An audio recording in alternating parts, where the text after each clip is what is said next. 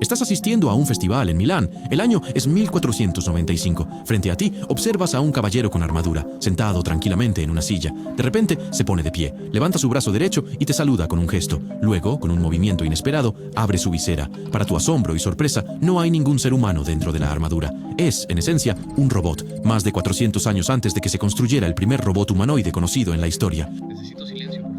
Pero, ¿cómo? Detrás de esta invención no estaba otro que el mismísimo Leonardo da Vinci. Y en este video vamos a echar un vistazo más de cerca a sus inventos más increíbles y nos preguntamos, ¿funcionarían realmente en la vida real? Veremos cómo concibió el primer traje de buceo de la historia, un tanque de guerra. Y por supuesto, cómo fabricó el caballero mecánico. Pero antes que nada, echemos un vistazo a cómo Leonardo imaginó que los seres humanos podrían volar. Leonardo estaba verdaderamente fascinado por la idea de volar, y a pesar de que pasaron cientos de años tras la muerte de Leonardo para que los seres humanos pudieran lograrlo finalmente, él estuvo sorprendentemente cerca a finales del siglo XV. Tomen este diseño como un ejemplo.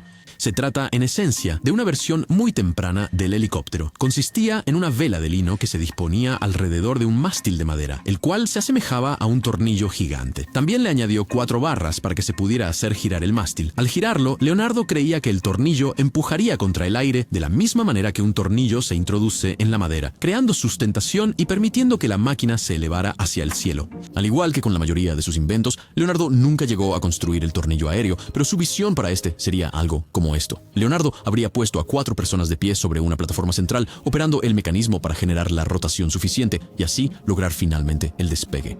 Algunas personas creen que Leonardo hizo el tornillo aéreo para realmente hacer volar a los humanos, mientras que otros afirman que fue diseñado únicamente con fines teatrales. Sin embargo, los expertos coinciden en algo. El helicóptero de Leonardo no habría podido despegar. Pero en 2019, en el 500 aniversario de la muerte de Leonardo da Vinci, científicos de la Universidad de Maryland se propusieron un único objetivo: lograr que el diseño de Leonardo funcionara para un vuelo real. El experimento incluyó descripciones detalladas de los cambios necesarios para que el helicóptero de Leonardo realmente despegara. En vez de una única hélice rotatoria, la rediseñaron para que tuviera 4 hélices. Esto haría que la aeronave fuera más equilibrada y sencilla de controlar, con algunas modificaciones al propio tornillo aéreo y sustituyendo la fuerza humana por un motor eléctrico, lograron construir una miniatura real de la máquina. Se trataba de un dron que empleaba la teoría de Leonardo para, con la esperanza, lograr el despegue. Pero ¿funcionaría? El dron se elevó en el aire. La visión de Leonardo por fin estaba volando 500 años después de su muerte. Con el diseño original que Leonardo había concebido, él probablemente nunca habría logrado volar. Pero con esta siguiente invención, en realidad sí podría haberlo conseguido, y una persona incluso lo llevó a la prueba definitiva. Desde hace siglos, los seres humanos han soñado con desafiar la gravedad. Algunos lo han conseguido, como André-Jacques Garnerin, el francés que llevó a cabo el primer salto en paracaídas exitoso de la historia en 1797. Otros no corrieron con la misma suerte, como Franz Reichelt, quien quiso hacer una demostración de su traje volador casero lanzándose desde la cima de la Torre Eiffel en 1912. ¿Y los resultados de su audaz salto? Bueno, digamos que no puedo mostrarlos en este canal de YouTube, pero mucho más de 400 años antes de ese momento, Leonardo da Vinci concibió lo que se considera uno de los primeros diseños de paracaídas que se hayan creado. El diseño no se parecía en absoluto a los paracaídas modernos que conocemos en la actualidad. Leonardo imaginó una estructura cuadrada hecha de madera maciza. Alrededor de ella envolvió una tela de lino completamente sellada, asegurándose de que la única abertura posible estuviera en la parte inferior, justo hacia el armazón. Ya en el aire, la tela se inflaría con el aire, adoptando una forma de pirámide, con la esperanza de que pudiera ralentizar el descenso. Leonardo escribió en sus notas: si un hombre tiene una tienda de lino cuyas aberturas han sido todas selladas y que mida 12 brazas de ancho y 12 de profundidad, podrá lanzarse desde cualquier gran altura sin sufrir ninguna herida. La forma sencilla y el gran peso del paracaídas hicieron que muchos expertos dudaran de su capacidad para volar. Pero el paracaidista británico Adrian Nicholas estaba convencido de que el diseño de 500 años funcionaría y lo iba a poner a prueba. En vez de usar materiales modernos y más ligeros, Nicholas insistió en emplear materiales fieles a la época. Ignorando las advertencias de que nunca funcionaría, construyó el armazón de madera y montó el lino y las cuerdas, todo basado en el boceto de Leonardo de 1485. El peso total alcanzaba ahora los 84 kilogramos, lo que equivalía a unas 10 veces el peso de un paracaídas moderno. A pesar de que el experimento resultaba controvertido, Nicholas tenía una fe inquebrantable en Leonardo. De hecho, estaba completamente dispuesto a arriesgar su propia vida, convencido de que el invento funcionaría. Asegurado firmemente a la parte inferior del paracaídas, Nicholas fue elevado a una altura de 10.000 pies en el aire por un globo aerostático. Había llegado el momento crucial, el de la verdad. La ingeniosa idea de Leonardo da Vinci daría el resultado esperado. El globo descendió para que el paracaídas se llenara por completo de aire, y en ese instante liberaron a Nicholas. Señor Da Vinci, pensándolo bien, quizás, y con el tiempo, usted realmente tenía toda la razón en sus ideas. Afortunadamente, funcionó. Nicholas estuvo disfrutando de la vista por unos 5 minutos antes de que tuviera que desenganchar el paracaídas. Debido al pesado armazón de madera, fue más seguro para Nicholas aterrizar usando equipo moderno. Cuando le preguntaron sobre la acrobacia, Nicholas comentó: se necesitó una de las mentes más brillantes que jamás hayan existido para diseñarlo, pero se necesitaron 500 años para encontrar a un hombre con un cerebro lo suficientemente pequeño como para ir y volarlo. Leonardo estaba obsesionado con la idea de que los seres humanos experimentaran los cielos, pero también imaginó cómo podríamos explorar la vida bajo el agua. Primero, echemos un vistazo más de cerca a su visión de la guerra terrestre en el siglo XV. A Leonardo no le interesaban mucho la riqueza ni el dinero, pero aún necesitaba financiación para sus ideas. Cuando dejó Florencia y se mudó a Milán en 1492, buscaba un empleo estable y prestigioso. Fue entonces cuando ofreció sus habilidades al duque de Milán en una ahora famosa carta de solicitud de empleo. Después de escribir en detalle sobre sus ideas sobre el arte de la guerra, escribió casi como una nota al pie que también podía pintar mejor que cualquier otra persona. Él consiguió el trabajo y entre 1492 y 1499, Leonardo realizó varios diseños de equipo bélico avanzado. El problema, sin embargo, fue que sus inventos eran tan avanzados que nunca se realizarían en su vida. Empecemos con una de sus visiones más futuristas, el tanque militar. El tanque de Leonardo da Vinci fue concebido para albergar a 8 personas, distribuidas en 2 niveles. El techo fue diseñado específicamente con una inclinación de 30 grados, una decisión estratégica para aumentar la probabilidad de que los ataques enemigos rebotaran en su armadura. En sus dibujos, el tanque estaba armado con cañones pesados, dispuestos por todo su perímetro. Debajo del tanque, 4 ruedas ayudarían al vehículo a moverse. Las ruedas eran impulsadas por engranajes y conectadas a una palanca, lo que permitía a la tripulación en el interior operar el vehículo. Sin embargo, el dibujo incluía un error crítico. El diseño de los engranajes de Leonardo habría provocado que las ruedas giraran en direcciones opuestas, impidiendo así que el tanque pudiera moverse. Este error habría sido fácil de corregir para un ingeniero experimentado como Leonardo, pero esta falla ha dividido a los expertos. Su cuaderno incluía construcciones de engranajes mucho más complejas y elaboradas que esta. Por eso algunos expertos creen que añadió intencionadamente errores a sus diseños para protegerlos del mal uso.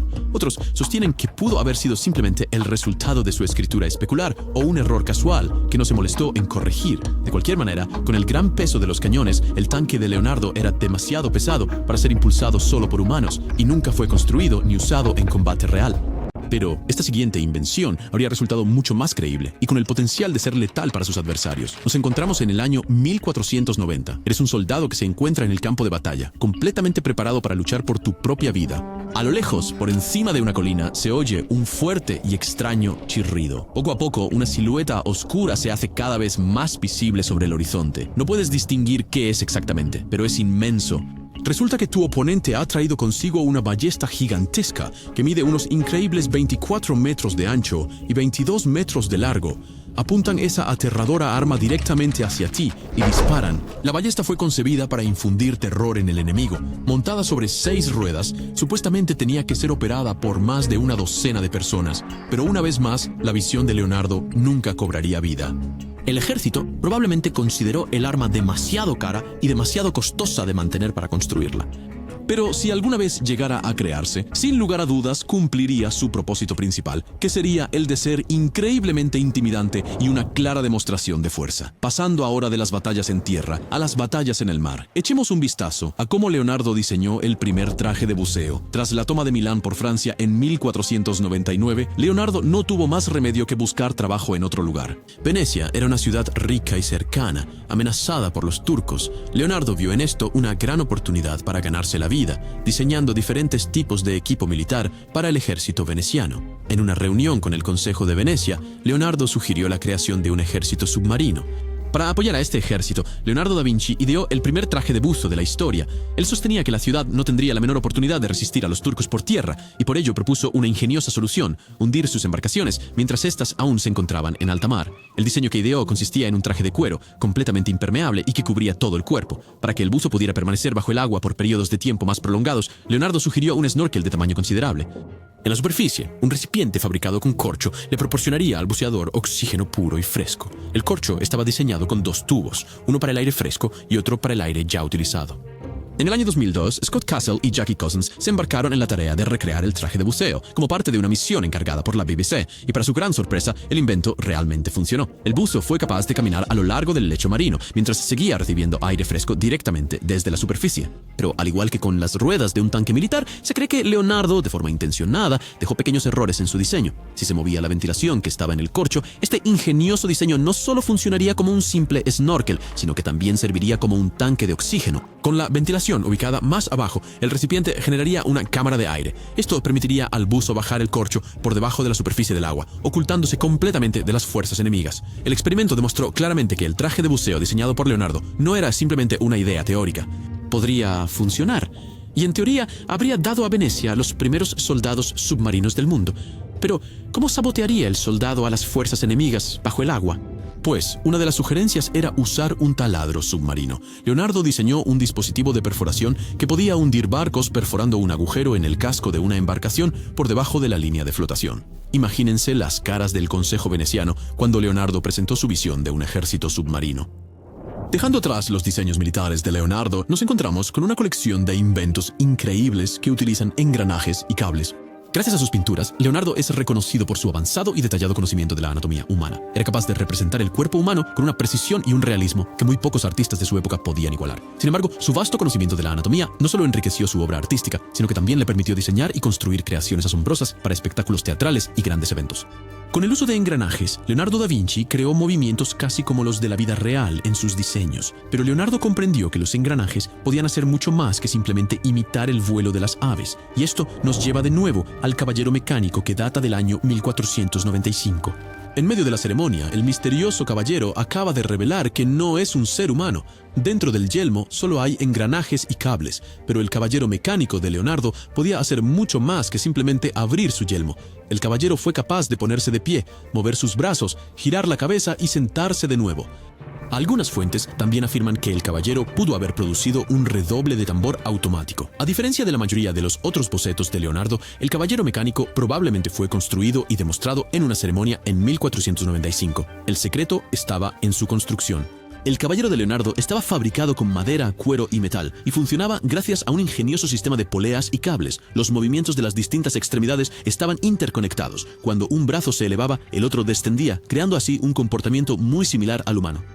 Pero, ¿qué fue exactamente lo que inspiró a Leonardo a dar vida a este caballero mecánico? La verdad es que la respuesta a esta incógnita es, en realidad, bastante siniestra. Fue una oscura tarde en la hermosa ciudad de Florencia, cuando el asistente de Leonardo apareció cargando algo extremadamente pesado. Con él lleva un cuerpo, muy probablemente el de un criminal con alguna enfermedad. Con la autorización ocasional que obtenía de la iglesia, Leonardo había comenzado a estudiar cadáveres humanos, y no solo por fuera, sino que diseccionaba los cuerpos, tomando nota cuidadosamente de cada pequeño detalle que podía encontrar sobre la anatomía humana. Muy pocas personas desearían trabajar en las salas de disección de aquella época. No existía manera alguna de preservar los cuerpos, lo que implicaba que comenzaban a descomponerse en menos de 48 horas. Sin embargo, estas disecciones proporcionaron a Leonardo un conocimiento crucial. Algunas fuentes sugieren que el profundo estudio de Leonardo sobre la anatomía humana fue lo que lo inspiró a diseñar las primeras máquinas mecánicas. Para poder entender cómo podría recrear el movimiento utilizando palancas y poleas, Leonardo comparaba los esqueletos humanos, uno al lado del otro, con los diseños mecánicos. Al comparar los huesos con palancas y los músculos con poleas, Leonardo creó dibujos detallados de un caballero mecánico, un pájaro mecánico e incluso un león mecánico. Al comprender los músculos y cómo el cuerpo estaba ensamblado, pudo crear máquinas que daban la ilusión de vida. El caballero mecánico fue reconstruido en 2002 para un documental de la BBC. El experto en robótica, Mark Rosheim, afirmó que el robot de Leonardo pudo haber sido completamente automatizado, utilizando agua y la fuerza de la gravedad, lo que hacía al caballero aún más impresionante. Y según el documental, el caballero mecánico de Leonardo da Vinci inspiró directamente la robótica utilizada en las estaciones espaciales de la NASA. Si este video te ha parecido interesante, creo que te va a encantar mi video sobre la tecnología avanzada que poseía el Imperio Romano. Por favor, considera suscribirte a mi canal.